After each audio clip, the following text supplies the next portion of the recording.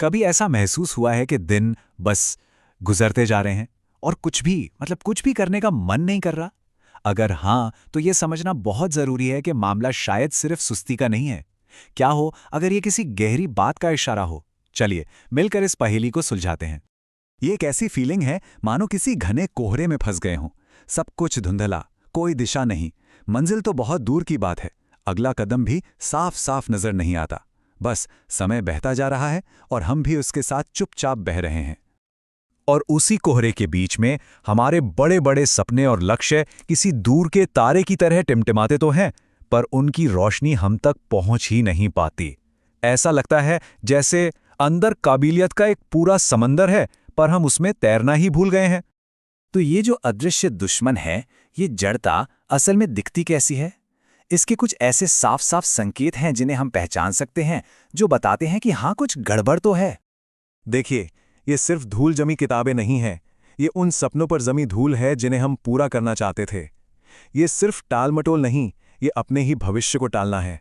और घंटों का स्क्रीन टाइम, असल में ये उस कीमती वक्त का खो जाना है जो कभी वापस नहीं आएगा। हर छूटी हुई क्लास और नोट्स को घूरती वो खाली आंखें एक ही कहानी कहती हैं, कनेक्शन कहीं टूट चुका है।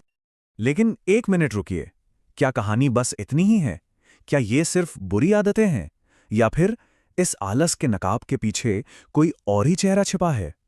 चलिए जरा इस नकाब को हटाकर देखते हैं। और यही वो सवाल है जो सब कुछ बदल सकता है, क्योंकि अगर हम इसे सिर्फ सुस्ती मानकर नजरअंदाज करते रहे तो हम शायद कभी असली जड़ तक पहुंच ही नहीं पाएंगे।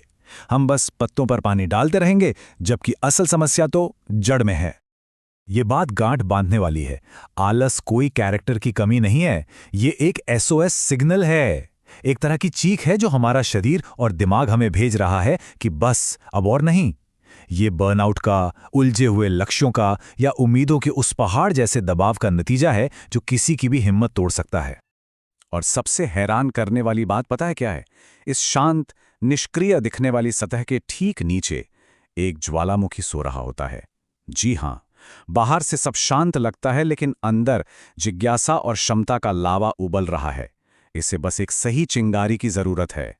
तो सवाल यह है कि उस सोए हुए ज्वालामुखी को कैसे जगाया जाए, उस खोई हुई चिंगारी को फिर से कैसे जलाया जाए।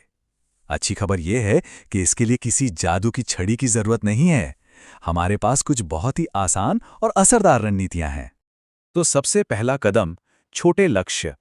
एवरेस्ट चढ़ने की मत सोचो, बस अगला कदम रखो। आज सिर्फ एक पेज पढ़ना है, बस। दूसरा, पढ़ाई को मजेदार बनाओ। अपने शौक से, अपने पैशन से जोड़ो। तीसरा, हर छोटी से छोटी जीत का जश्न मनाओ। एक चैप्टर खत्म, खुद को शाबाशी दो।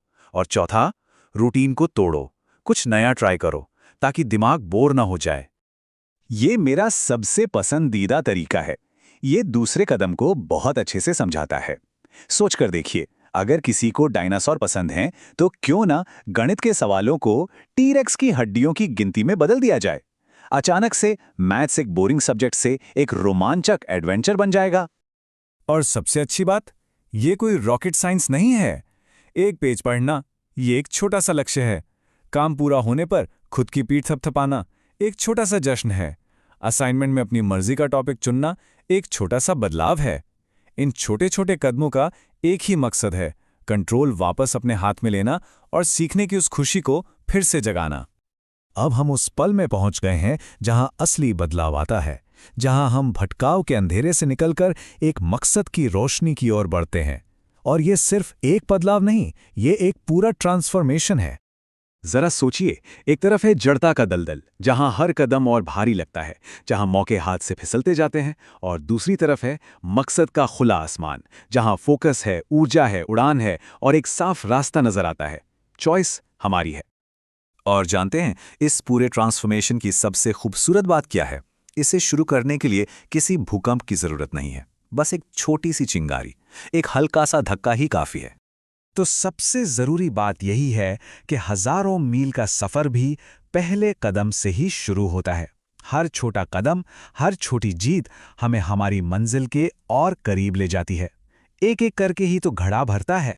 तो आज ये सवाल सोचने वाला है, हमारे अंदर वो कौन सा खजाना छिपा है जो बस खोजे जाने का इंतजार कर रहा है? वो कौन सी ताकतें हैं जो बाहर आने के लिए बेताब हैं? उस खजाने को ढूंढना और दुनिया के सामने लाना, यही तो असली सफर है।